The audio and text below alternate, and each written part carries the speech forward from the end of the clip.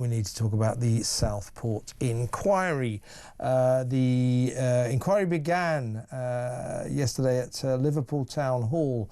It is chaired by Sir Adrian Fulford, the usual, standard issue retired judge. They always come out of retirement to chair these inquiries. He's promised that his inquiry will examine the wholesale failure of multiple institutions to prevent, this is his words, one of the most egregious crimes in our country's history. He says that Axel Rudakubana's appalling crime was far from being an unforeseeable catastrophic event. He essentially, Sir Adrian Fulford, says that he could have been prevented, he could have been stopped. So that's all very well, but I just wonder what the parameters of this inquiry will be. Of course, Adrian Fulford said it won't be papering over the cracks or anything like that. They always say that. Well, look, let's examine some of the other aspects of what happened in Southport that I think we should be looking into. Let's talk to ex-Scotland Yard detective Mike Neville. Welcome, Mike. Yeah, good evening, Kevin. Well, look, what Adrian Fulford said as he launched this inquiry, which will no doubt go on for about 50 years and cost about £4 billion or something, and I'm not against the principle of an inquiry into Southport because it was such an egregious, horrific crime, and also, clearly huge mistakes were made with this Axel Rudakubana animal, insofar as 3 times he was referred to the anti-terrorist prevent scheme and 3 times he was deemed not to be suitable. Subsequently, we discovered he had a house full of ricin and an Al-Qaeda training manual, so clearly huge mistakes were made there. But what I'm wondering, Mike, is amid this massive inquiry, no cracks papered over, will it examine the concept of, or what I would say the scourge of, two-tier justice? Will it investigate whether or not it was right to take 385 people and put them in jail within about a week just because they were involved allegedly in these riots, or 12 people, by the way, went to jail for writing hurty words on their keyboards on Facebook and Twitter? Do you think this inquiry will take on board that the people would like to know what happened here in terms of what we say is two-tier justice? People involved in these riots, people involved in tweeting and Facebook posts, got a different kind of justice to the rest of the nation. Do you think this inquiry will have a look into that? Unfortunately not, Kevin. I don't think it will. And I actually did a Freedom of Information Act request, and I asked the Cabinet Office, when did the Prime Minister know that ricin and an Al-Qaeda handbook had been found in Axel Rudakubana's house? And they're refusing to tell me that. Now, common sense tells me that this is a young lad, wicked and evil as he is, but he's not an international terrorist. He lives in a house with his parents. So the police must have known that within, a matter of hours of him being arrested. So the Prime Minister must have been well aware of the facts. Al-Qaeda is an Islamic terrorist organisation. So he knew about this within hours, and yet he was on. When they talk about misinformation and people saying, oh, it was misinformation. Oh. As Mike has frozen. I hope this is just a temporary problem.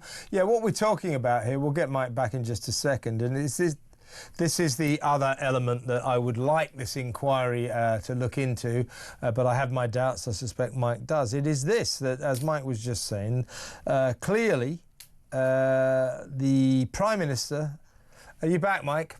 I can hear you. Sorry. Okay, I don't know what's going on with the connection here. Don't worry, we've had a lot of technical problems today. Yeah, you was just saying, look, the other element that I would like this inquiry to look into is will it investigate and publicise why the Prime Minister, the police and the Crown Prosecution Service participated in a cover-up, keeping secret Rudakubana's terrorist connections and the discoveries at his home.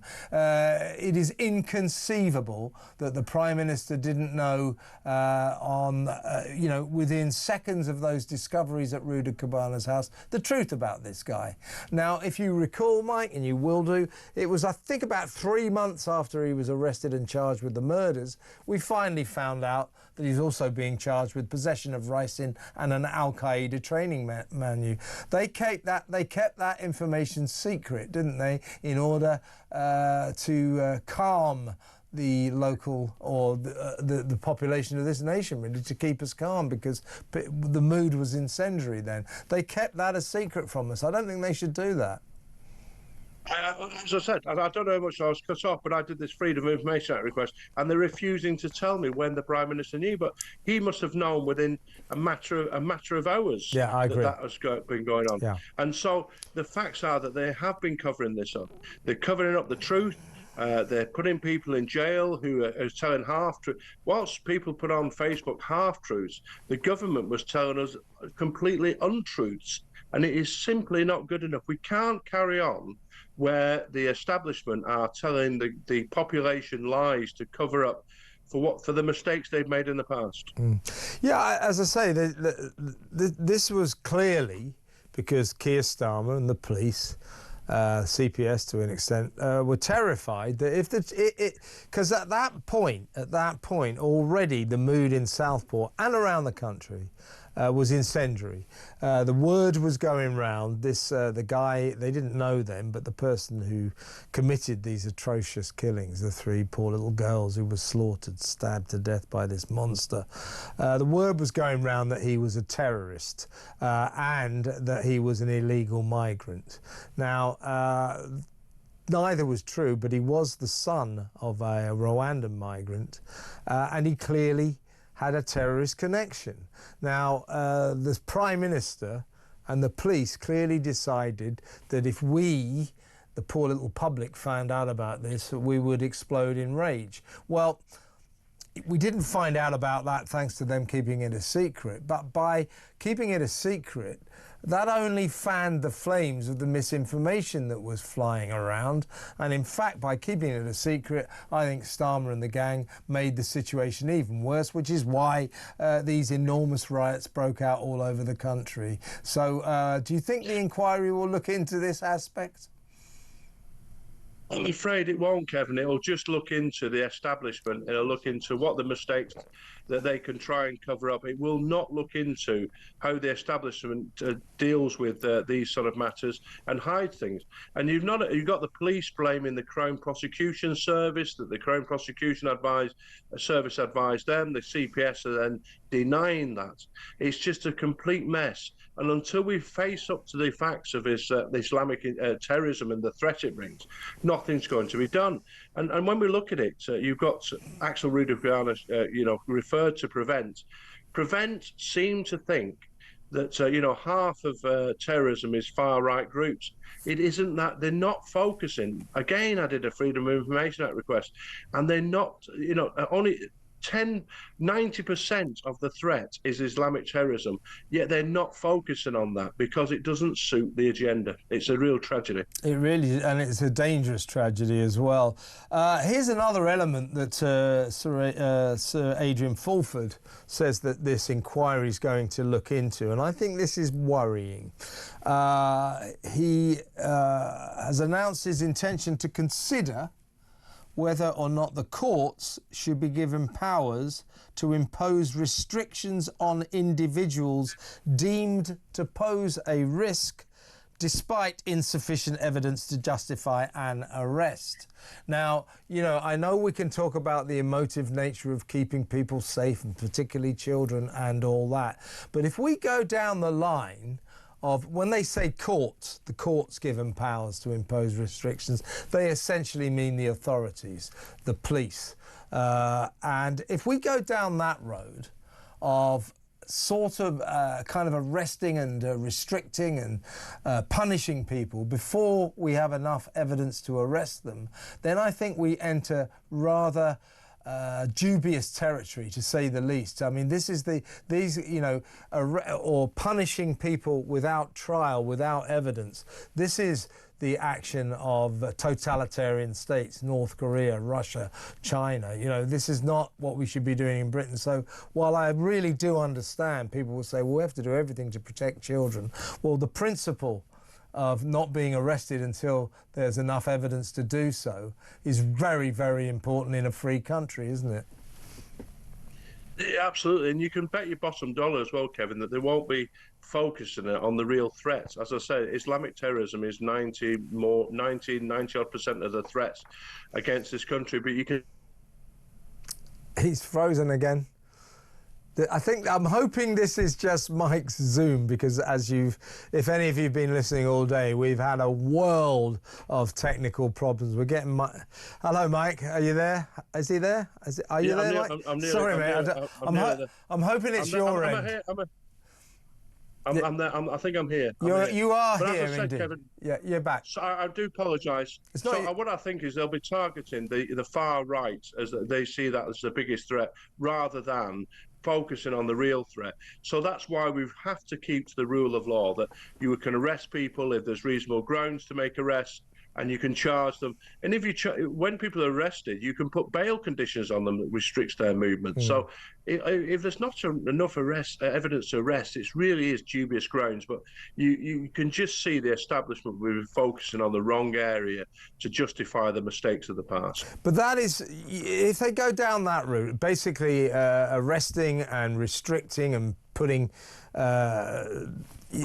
punishments on people before there's enough evidence to do so. In other words, empowering the police and the authorities and the courts to say, that guy over there, we reckon he's dodgy. He's sure as hell dodgy. Well, you know that. You're a former copper. You can't go around doing that. You've got to get the evidence. If we go down that route of allowing the police or the courts to decide someone is dodgy and then punish them, we've crossed the line there. I don't think we should do that. Do you?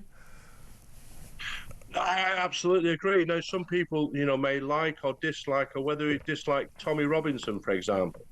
Now, whether you agree with him or not, he was put in prison for several months in a secret sort of hearing. Now, if Jeremy Corbyn or a communist or somebody I completely disagree with was put in prison in a secret court without their lawyer, I don't want to live in a country like that. We should, whatever your views are, far left, far right, in the centre, in the middle, we should have a rule of law where everybody is treated the same. And we can't have this, but I just think the government are going to use these powers for all the wrong reasons. Yeah, and what we're talking about, I think this encompasses everything we've been discussing. The most important principle of justice in this country, in a free country, is transparency. Justice must not only be done, it must be seen to be done. And what we didn't get in Southport was any transparency whatsoever. And if we allow the courts and the police to start nicking people just because they fancy it, just because they go, oh, we know he's a wrong un, let's just nick him, without any evidence, without any cause to do so, again, that would deprive the public of the transparency that we warrant, not deserve, we warrant that. So I think, well, it'll be interesting to see what this inquiry is, because the big thing about all inquiries are the parameters. We look forward to learning what the parameters will be of the rape gang inquiry and so on and so forth. But, well, let's give the Southport inquiry the benefit of the doubt at the moment, but I bet you they don't look into Keir Starmer's cover-up. And I bet they don't look into two-tier justice. If they do, I'll eat my hat. Mike, great to talk to you as always. Thank you so much, mate. That's Mike Neville, ex-Scotland Yard detective.